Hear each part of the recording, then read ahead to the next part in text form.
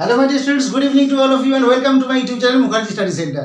আজকে তোমাদের সামনে আমি উপস্থিত হয়েছি জাস্ট 3টি বাংলা শব্দের ইংরেজি অর্থ কী হবে জাস্ট এই বিষয়টা দেখাবার জন্য তোমাদের সামনে উপস্থিত হয়েছি। সুতরাং দেরি না করে দেখে নাও এই 3টি শব্দের ইংরেজি অর্থ কেমন হবে। 3টি শব্দ কি কি?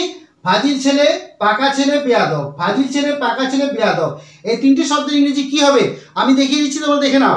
এর ইংরেজি হবে জ্যাকাম এপস।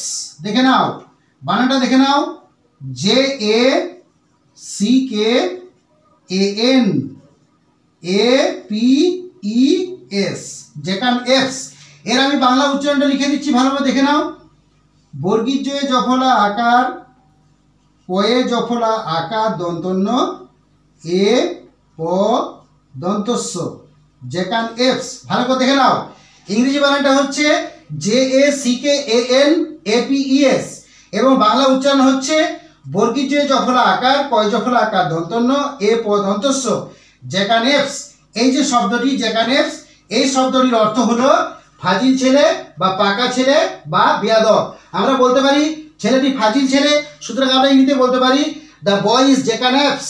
পাকা ছেলে, বালকটি পাকা ছেলে, দ্য বয় ইজ জ্যাকাম এপস। বেয়াদব ছেলেটি বেয়াদব ছেলে, দ্য বয় ইজ জ্যাকাম এপস। এইভাবে আমরা ফাজিল ছেলে, পাকা ছেলে এবং বেয়াদব শব্দটির ইংরেজি অর্থকে প্রকাশ করতে পারি। কিভাবে?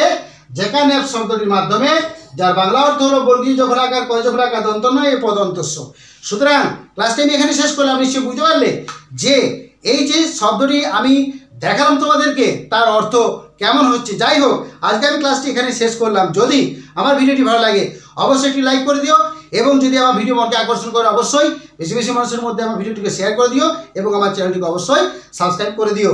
এবং সমস্ত নতুন এবং শ্রদ্ধেয় দর্শকদের নিকট আমার অনুরোধ, আপনারা আমার চ্যানেলে আসুন এবং ভিডিও দেখুন এবং আমি আপনাদের নিকট হইতে সক্রিয় সহযোগিতা কামনা করছি।